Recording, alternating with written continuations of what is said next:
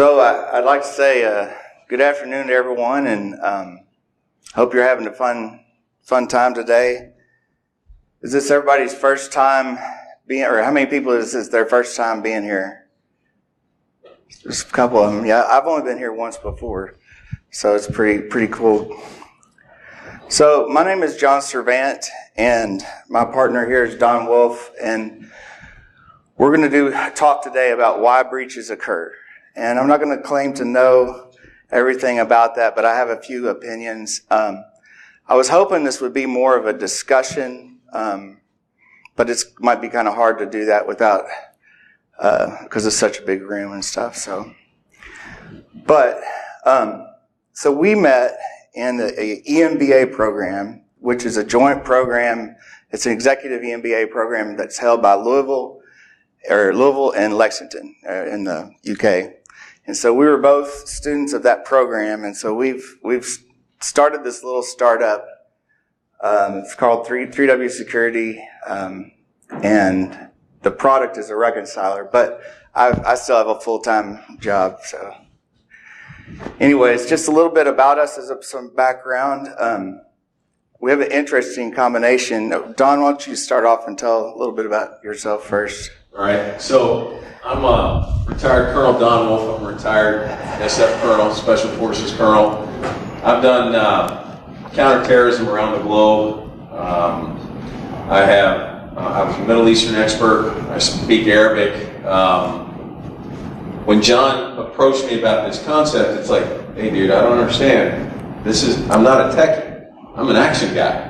And he said, no, you've got some world of experience in security, and I think the principles apply. So we started talking, and when you consider security, can anybody tell me any differences between physical security and internet security? Anybody?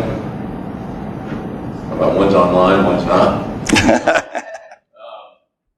The principles are all the same, but the one thing in security that a lot of people seem to overlook is mindset.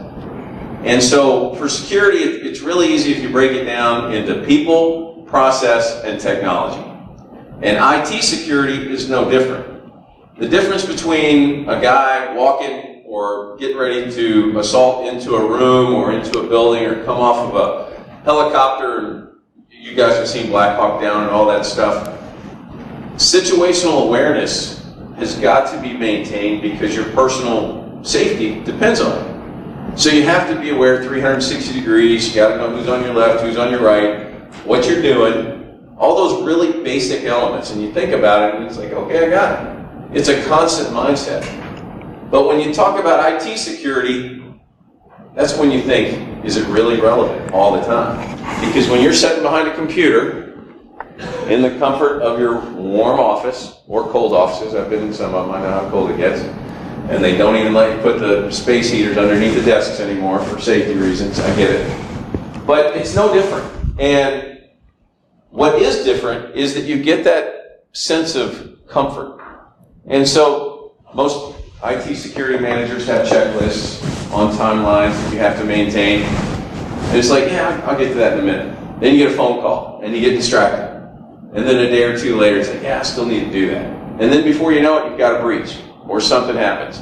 Or you go to a printer and you leave personally identifiable information on the printer.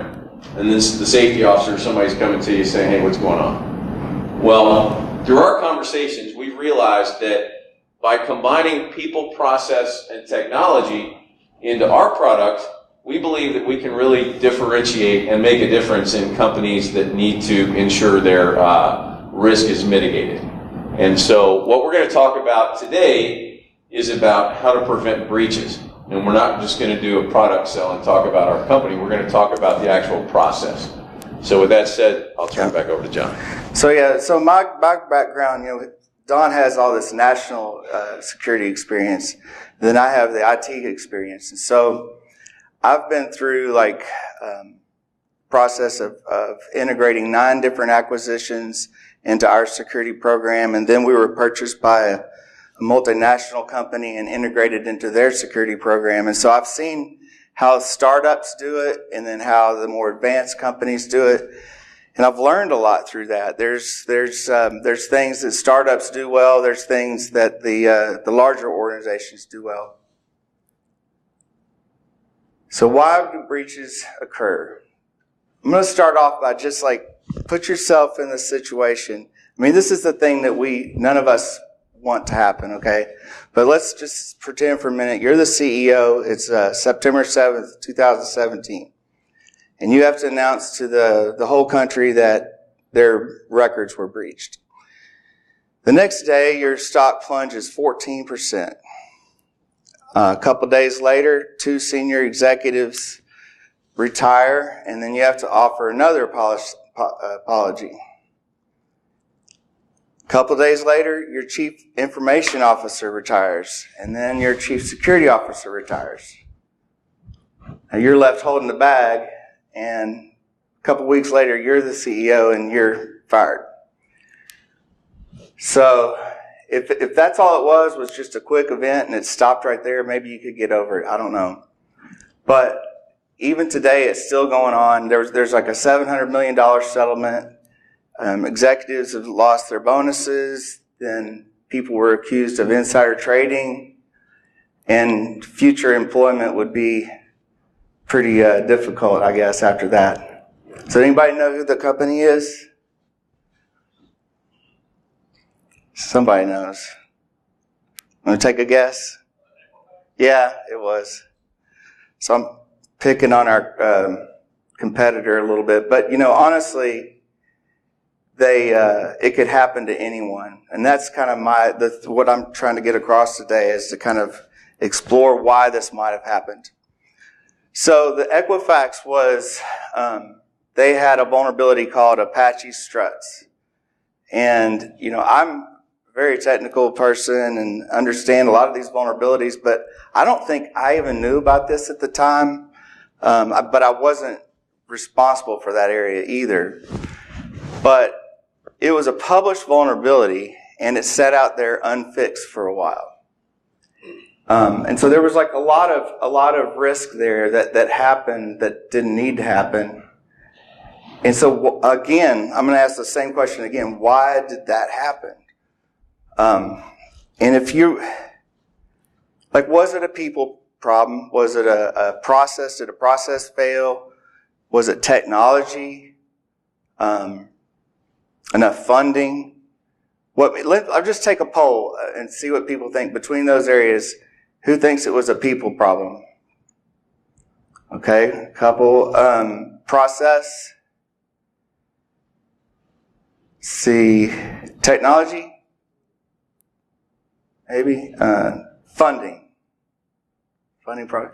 And honestly, I don't know the answer. And I don't think that I would necessarily trust what the official answer was. When you get in these big companies, there's a lot of politics and there's a lot of leadership decisions, and not always the right people are making the right decisions. And so there's one of my biggest questions is, was this risk made known to the Equifax board?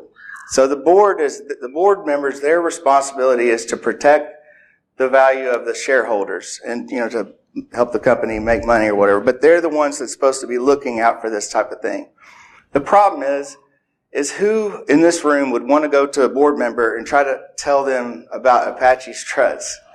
I mean, it's just, but at some point in time, if that message is not reaching that level of management, then there's a problem.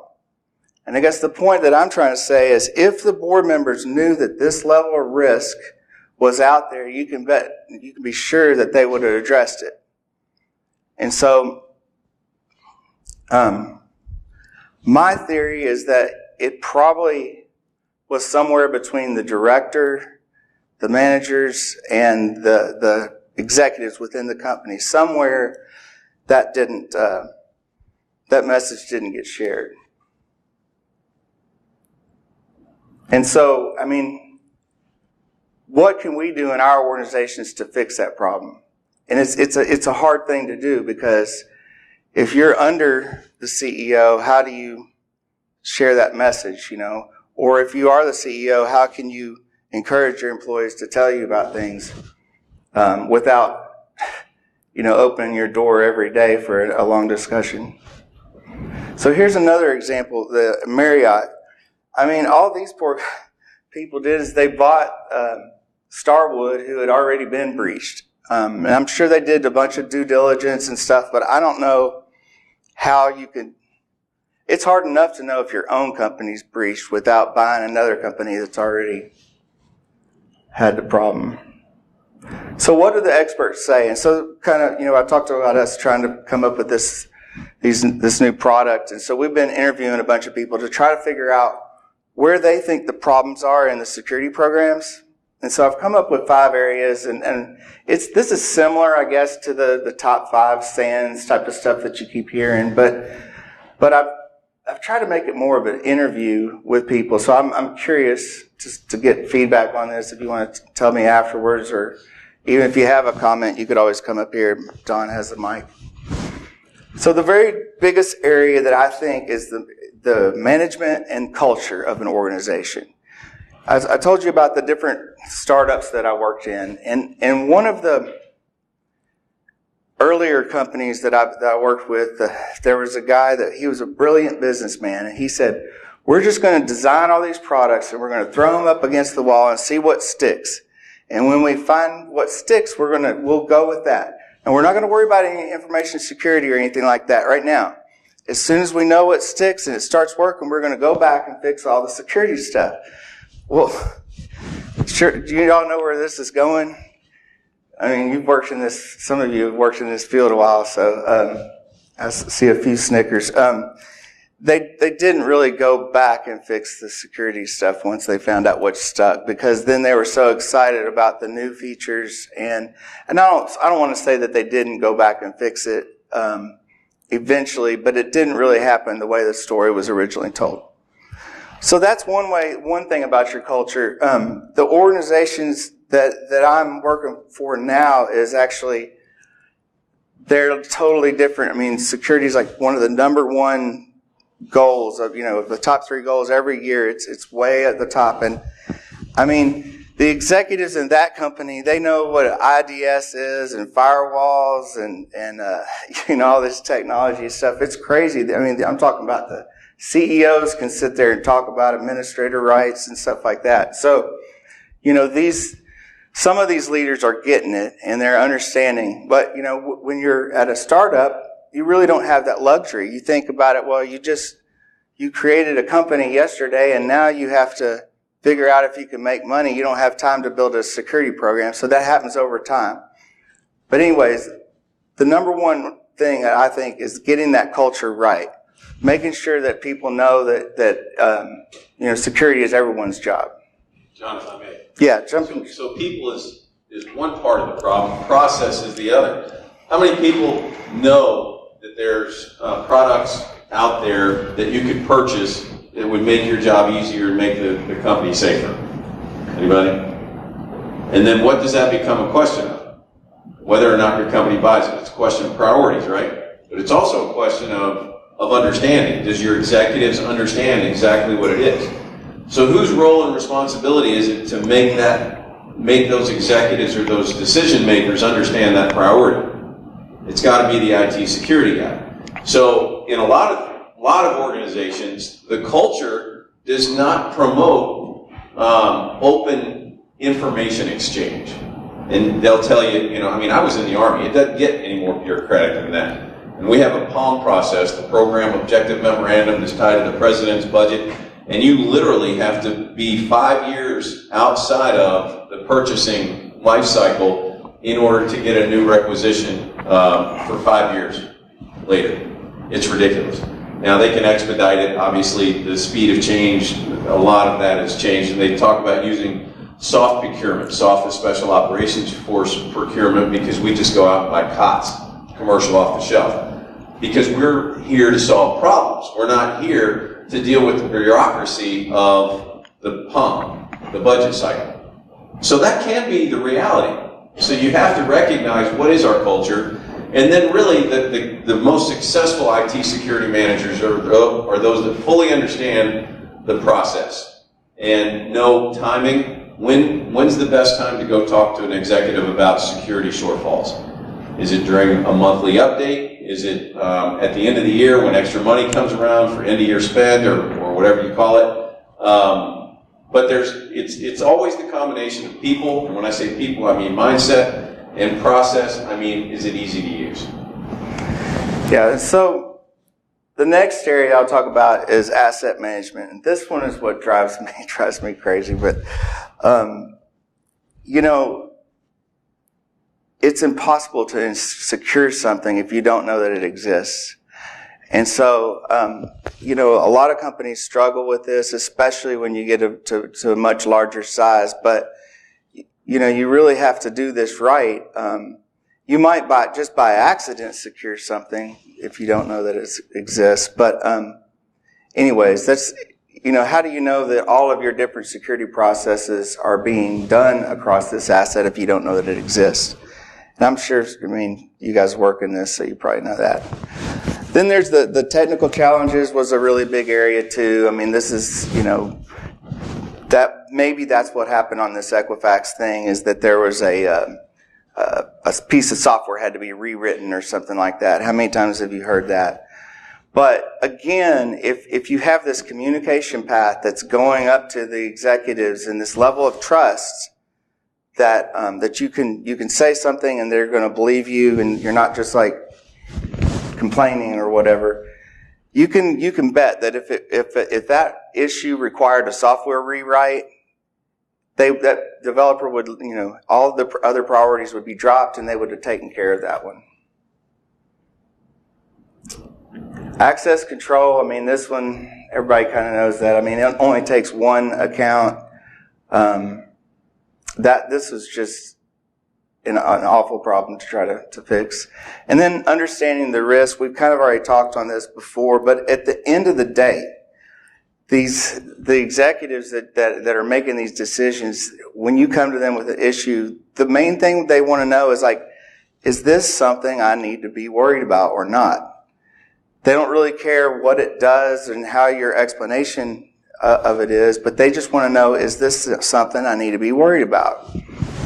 And the thing about this is there's a lot of us in security, I think we've all done it at some point in time, but some more than others, is, if you're the type that's always worried about, we're not following this best practice, and it's a really big problem, or the right way to do this is X, Y, and Z, and it's just, you're really upset about that all the time. If you're always complaining and about things that are little issues, then it's kind of like crying wolf. And so when a real issue comes along and you try to bring it up to one of the higher up managers, they may not believe you. And it doesn't even have to be you who was the one that was crying wolf. It could have been someone else. Because some of the executives I've worked with, they're tired of just hearing from security people. I'm just saying that's just what it is. So this is just like a little note that I found online about Congress. They basically, in their opinion, that Equifax and the Marriott they were negligent, basically. And, I have to think that those two companies were doing what they thought was best. At least the security people in those companies were doing as best job as what they knew how. I have to believe that. But that kind of puts us in a scary position too, because how many of us are trying to do the right things? It could happen to us. And so, I really think that's why it goes back to these other issues, getting that leadership right. You might not be able to fix the leadership, but you can have the conversations to try to help make a change. So what are the top causes of breach? This was just like a little study that I did to kind of see. The HIPAA wall of shame, this was from 2017 to 2019. I kind of threw some categories together, but the majority you can see is hacking incidents. There was some theft and some loss. And I think when this first came out, from what I remember, it was the DLP, the loss of devices, was one of the biggest areas. And I think a lot of companies have kind of gotten a handle on that. So I don't see that number the hacking is a lot higher now.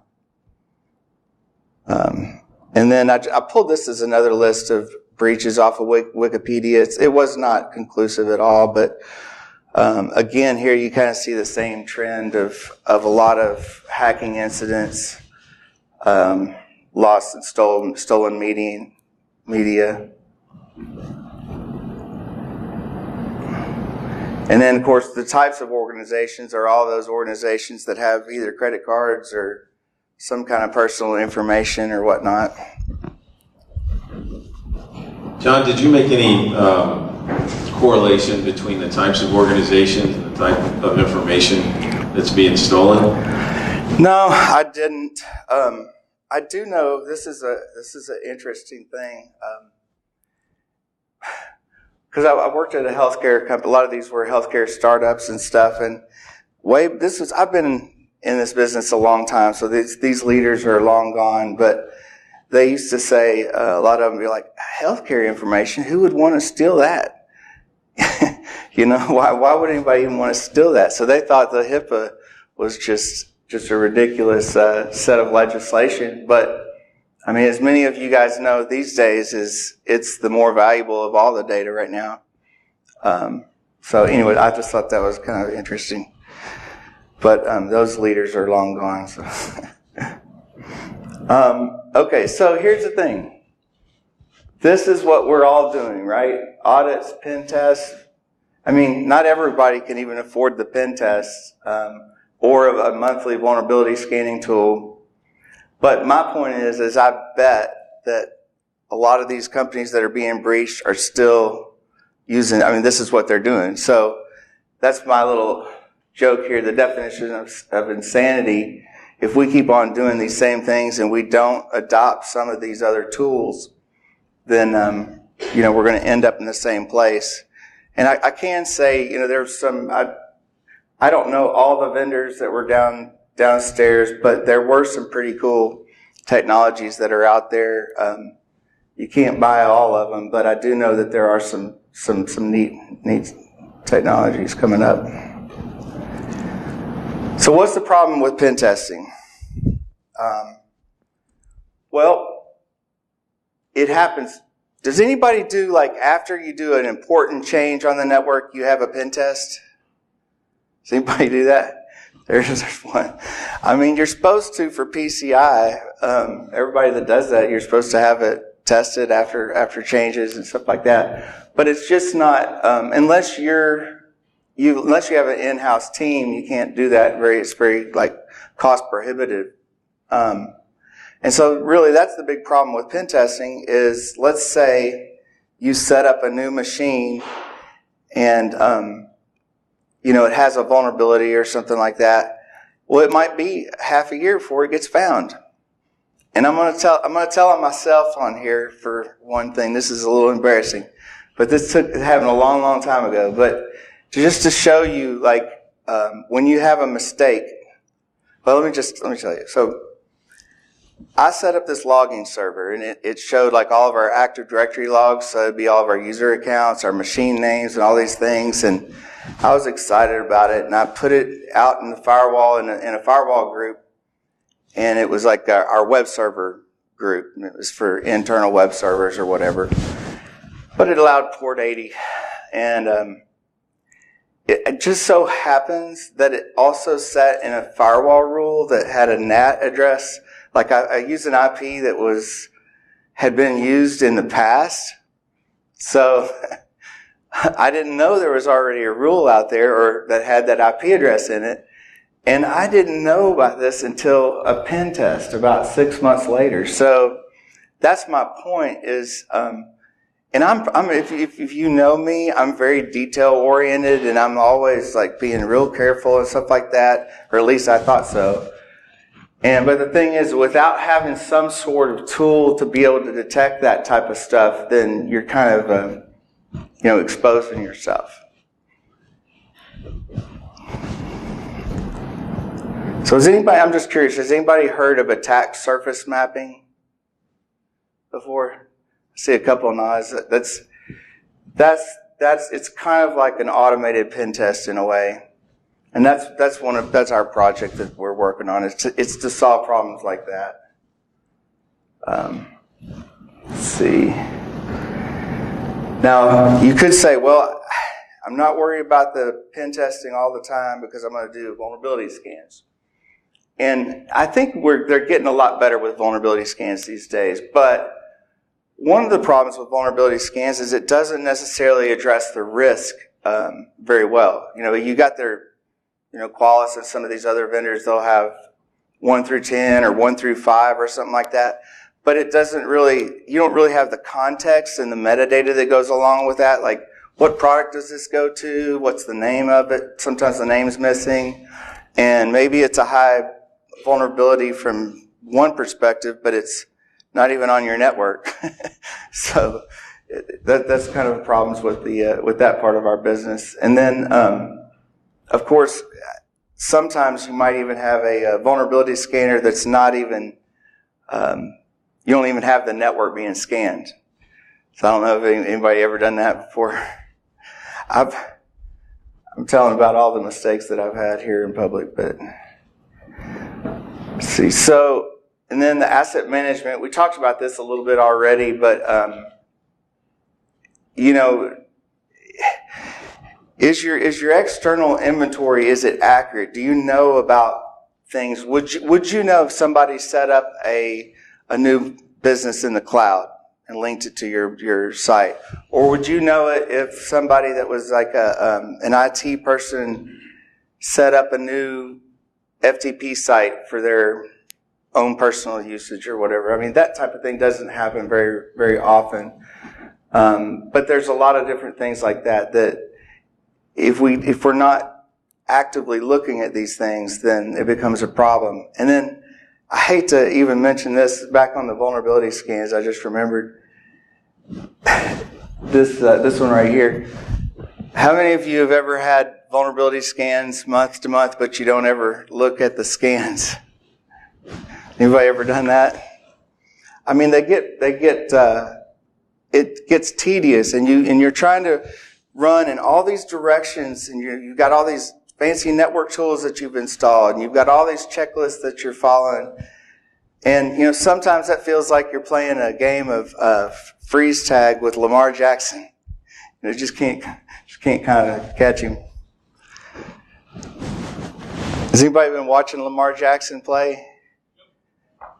He's incredible. And he was the Louisville quarterback, for those who don't know. And I'm a big UK fan, but I still love to watch him. He's playing for the Ravens now, and nobody drafted him until it was like the last day of the draft. He won the Heisman Trophy, which is the highest rank, in football the year before. But there was 3 guys that they were kind of like, they're thinking maybe they're going to be the next Tom Brady. So Lamar Jackson was on the very bottom of that whole list, but now he's killing it.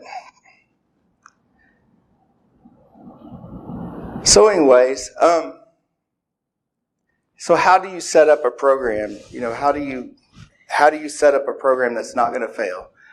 And I mean, we're all still trying to figure this out, right? But this is what I've come up with. You have to have that leadership foundation first. I mean, you have to be able to trust. The leaders have to be able to trust you, and you have to be able to trust the leaders. I mean, you could probably say something about that. Do you have anything to talk about that? No. He's got a story for everything. So, as we talk about mindset and culture, if your leader's focusing on IT security, the whole organization probably is, right? Well, what if, let me go back to the reasons that you get breached. So we talked about the ways that you're breached, and we talked about the types of organizations. Well, let's talk about the hacker, because this is one of those leadership mindset things that people forget that the enemy gets a vote. And depending on the way the enemy, or in this case a hacker, reacts, is going to drive your reaction, right? So what's the hacker going after? Why are they doing it? Do they have a specific purpose? Maybe to kill the credibility of a competitor or something? Maybe they're hired to do that? I mean, you can only think of 1,000 reasons. You know why most targets get attacked? Anybody? Because they're easy. They're easy targets. You ever heard the concept of a hard target? A hard target has layers of security around it. You've got FAR security, which is maybe road bumps leading up to the White House. And then you're going through. And remember how you used to be able to just drive straight through open gates? Well, now they have snakes. They have big barriers put up that force you to slow down and go through. You know why that happens? Remember the bombing in Beirut and Lebanon? I mean, that truck got all the way into the Marine Corps barracks and killed 178 Marines. So you got to slow them down. And then when you slow them down, now you can fix them. There's a targeting methodology. It's called F3EAD. Find, fix, finish, exploit, analyze, decide. The enemy, the hackers, are going through the same process, but it really comes down to how hard is it? Is it easy? And a lot of them are just targets of opportunity. And so the leadership foundation that you need to have is no more than creating a security mindset. And if you focus on allocating resources, you know, I got a question for you, John. So you've talked about how expensive some of the software is. You've talked about how expensive the pen testing is. What if you need both? How does the leaders make those decisions? So my perspective is that if you train your teams to learn more of the background code, you pay that price. You know, teach them how to use Python, teach them how to get their hands dirty and not just use all the GUI tools, that you can actually save a lot of money. I mean, at the end of the day, you can't buy all the tools. You have to figure out which ones. So if you don't want to do that and you don't want to teach everybody Python and stuff, I understand. But then really risk management. I mean, that's it. You've got to figure out of those tools which one really protects you. And a lot of times you can do things that don't cost a lot of money. It just requires a little bit of change in mindset. So let's say you got an FTP server and you got all these different accounts and stuff, and somebody says, well, we don't want to put a firewall on the FTP server. Well, instead you end up buying some fancier FTP server that does blacklisting and all these other things. You could have just put a firewall on it and just take that extra step of only allowing each customer to connect with that FTP server. So that's an example of making the right decisions and saving some money. So in terms of risk mitigation, wouldn't you say that all security measures come at a cost? They do. Now, here's another thing. I'll tell you what, one of the CEOs that I worked with, I learned so much for. He would say, where can I get the most bang for my buck? Because he would only give me 5 things. He was like, you don't come to me with 20 things. Just give me 5. And I want to know, of all these things, where do I get the most bang for my buck that's the easiest to achieve? So one of the big things that we did was, okay, we're going to block all other countries with the firewall. And so we put in checkpoints software for that. And I mean, you still have everybody's address in the United States here, but at least all those other countries that are scanning out there, they didn't see us. So that's an example of risk management and focusing on areas where you can make big improvements fast. So there's a lot of organizations out there that just don't have the budget to support a lot of the things that we're talking about up here. But is mindset cost anything? Yeah, that didn't cost anything. Maybe in terms of onboarding or training and development. But really, if you implement the mindset of security as a precautionary measure, as a standard operating procedure, that costs you nothing. Or it might cost you an hour or 2 out of the week. But in terms of being able to buy the appropriate security software, now you're getting into exponential numbers. And then the services to implement those, and then the time that you're taking your workforce to learn those new tools. So, you can often tell your bosses, it's like you can't afford not to invest in this stuff. Because when you compare it to all of the other areas that we could mitigate risk from, this is a no-brainer. And it all comes down to mindset, culture, prevention of loss in terms of people and equipment. And you really got to understand the process. But a lot of people think it's all the process. And I always argue, well, it starts with people. I have a favorite saying that we talk about all the time. Mission first, people always. Well, the mission for an IT security manager is to protect your information and your network. What does people mean? People means you got to educate people on what those security measures are, why it's important for them. And so if you really implement the principles of security and you think about it as simple, and you got to simplify everything. So just simply people, process, and technology. But if you buy expensive technology,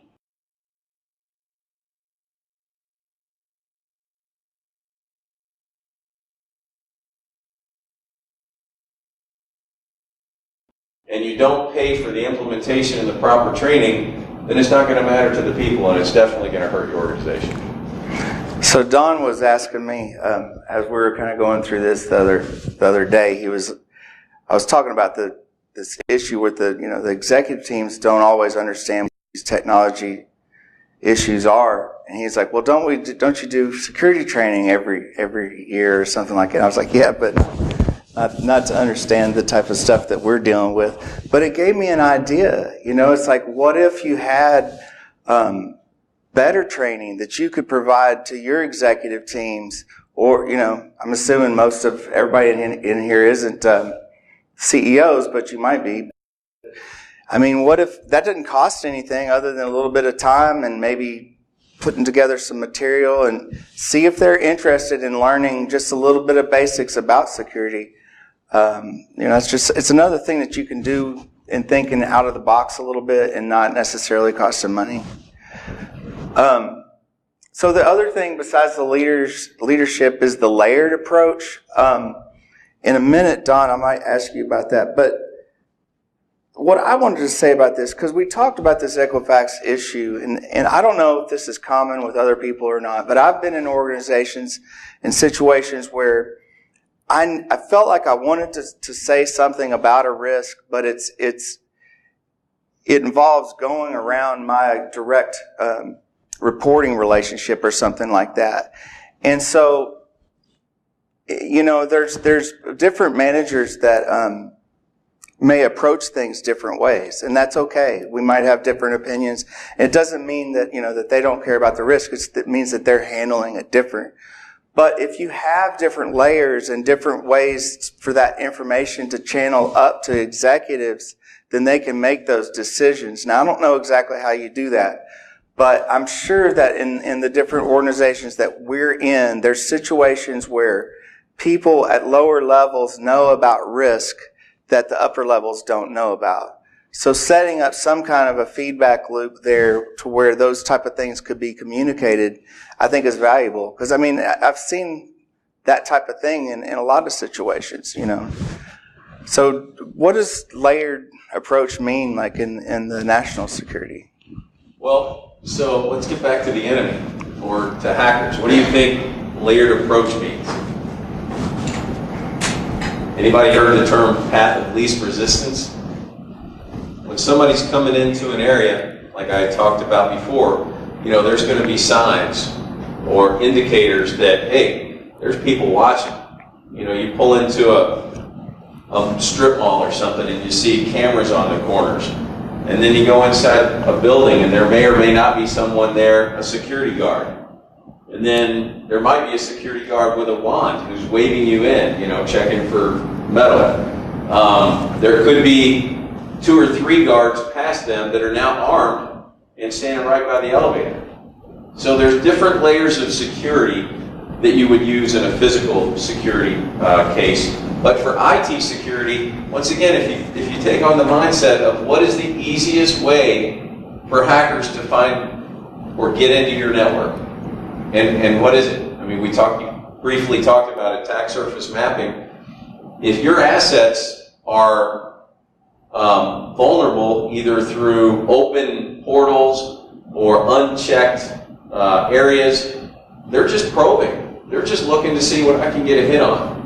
And so if they get in that first layer, okay, that's good. Then they hit a firewall. Okay, now you've stopped them, and now what are they doing? They're going to find another target, or they're going to go probe somewhere else. So a layered approach is just simply a mindset to slow down and detect and monitor your system so that you can ultimately prevent any issues to your network. Yep. And so, obviously the keeping good metrics and KPIs are good, but you still have to have that element of trust so that you can share these issues. We've already talked a lot about asset management, so I'll skip that, but the risk management framework, one of the companies I worked at, I'm kind of laughing because we would have this risk committee that we would meet every month, and we would talk about it, and everybody would agree that we had these risks, and then we would leave. It was like a counseling session. We'd come back the next month, and we'd have the same thing. And, committees are great, but if there's nobody that's there to actually make a decision, then that's kind of a problem because we didn't have the executive leaders taking part in this. And then these are the type of mistakes that organizations might make as they're growing older. And it's our job as security professionals to try to identify those things and gracefully address those issues. I mean, I don't know. Some of these problems are hard to address if you're not the leader. And or if you don't have a good trust and a good relationship with the leader so that you could tell them about this issue. But it's well worth your time to try to establish that relationship and spend a little bit of time and try to think, how can I communicate this in a way that they'll be able to understand what I'm saying and that they'll get it. Because, as long as you're not just complaining about something that's probably not going to happen, that's actually not even important to them, as long as you can actually explain it in a way that they actually understand it and get it, then, you've kind of achieved the goal there. Kind of hit that topic there. So, are we doing enough? I guess there's obviously some things that we could do more. Again, I think that there are some really neat technologies that are out there these days. I don't. Does anybody have any suggestions or any things that you've seen that you think is really more cutting edge? Like I know that there's some kind of a TiVo or something like that. I don't remember what the name of the product was, where they have these honeypots that are sitting out there. I think that's a really good technology. A lot of the stuff around access control, like the Okta, is a great thing. Because you can really eliminate accounts from a lot of different places. And so there are some technologies. Does anybody have any that you think are just awesome these days? That's fine. It's probably not a good avenue to say it, but so anyways.